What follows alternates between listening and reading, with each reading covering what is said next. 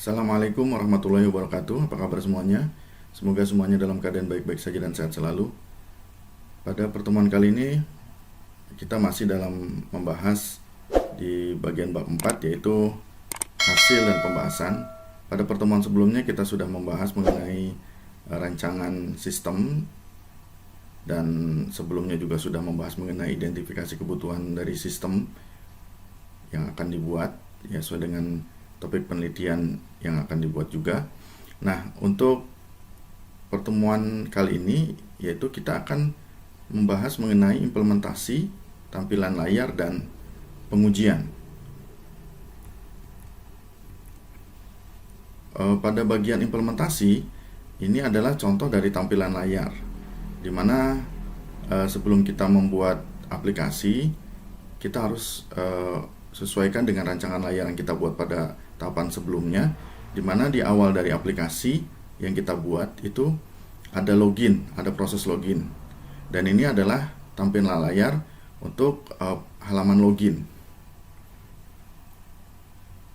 Nah, berikutnya adalah contoh tampilan layar ketika kita sudah login akan masuk ke dalam halaman utama dari aplikasi yang kita buat, yaitu ada halaman dashboard, dan ini adalah contoh tampilan layar untuk halaman dashboard yang kita buat. Nah, berikutnya adalah contoh tampilan layar halaman pengguna, dimana ketika kita login tentunya harus ada orang-orang tertentu yang mempunyai hak verifikasi, otorisasi untuk bisa masuk ke dalam aplikasi tersebut, dan ini adalah halaman pengguna dari orang-orang yang diberikan hak otorisasi untuk bisa masuk ke dalam aplikasi tersebut. Nah, berikutnya ketika sudah masuk ya ke dalam login berdasarkan hak akses masing-masing yang diberikan, dan ini adalah contoh dari tampilan layar pelanggan.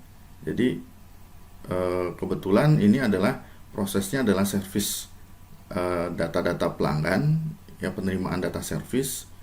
Nah, ketika menerima data service, yaitu kita harus mencatat dahulu atau mendata terlebih dahulu, yaitu pelanggan-pelanggan yang akan service ke tempat service tersebut, dan ini adalah halaman master pelanggan. Nah, ini contoh tampilan layar yang menggunakan atau berbasis website. Ketika penelitian kita berbasis Android, ya silakan tampilannya berbasis Android. Ketika penelitian kita berbasis aplikasi yang lain, ya silakan ditampilkan, atau berbasis jaringan, ya silakan tampilkan sesuai dengan monitoring jaringan yang dibuat ya. Atau menggunakan sistem operasi Linux, ya silakan di dalam Linuxnya sendiri mungkin, atau ada dalam servernya ya berbasis Windows Server, ya silakan ditampilkan sesuai dengan tampilan layar yang digunakan saat penelitian ya. Terus bila menggunakan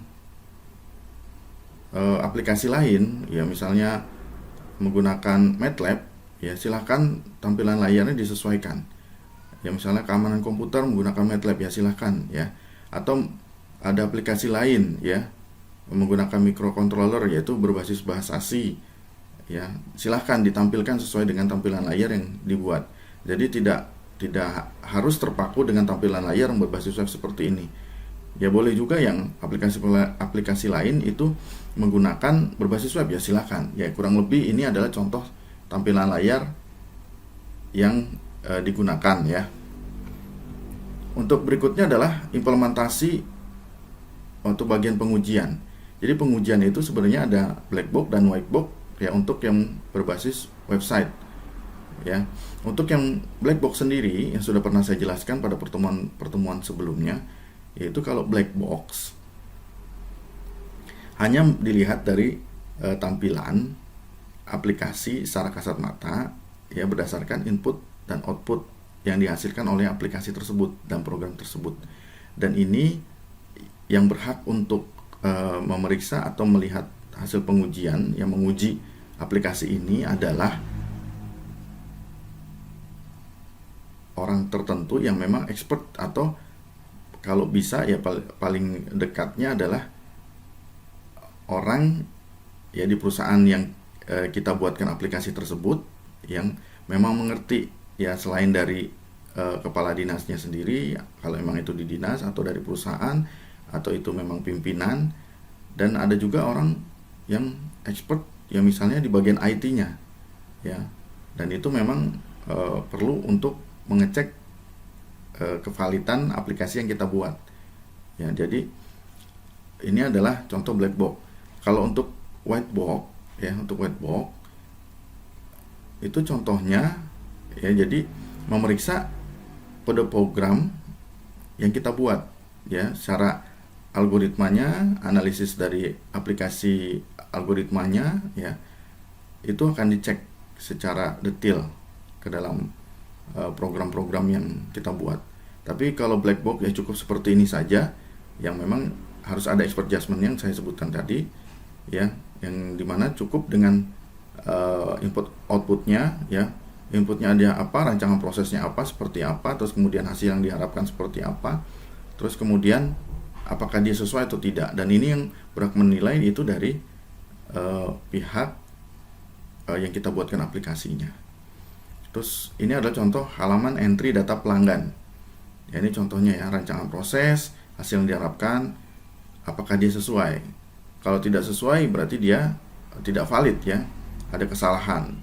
Nah ini ada proses tambah, ubah, hapus ya, dan penampilan datanya ya. Untuk berikutnya adalah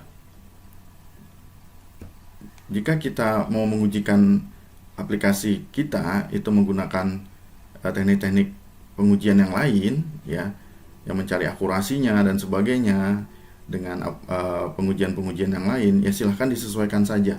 Ini adalah salah satu contoh saja ya. Dan jika ada pertanyaan nanti bisa kita diskusikan juga ya, baiknya untuk aplikasi yang kita buat ini sebaiknya menggunakan pengujian apa. Nah kalau yang berbasis web seperti ini ya, yang paling mudah, yang paling banyak orang gunakan yaitu menggunakan black box dan white box ya.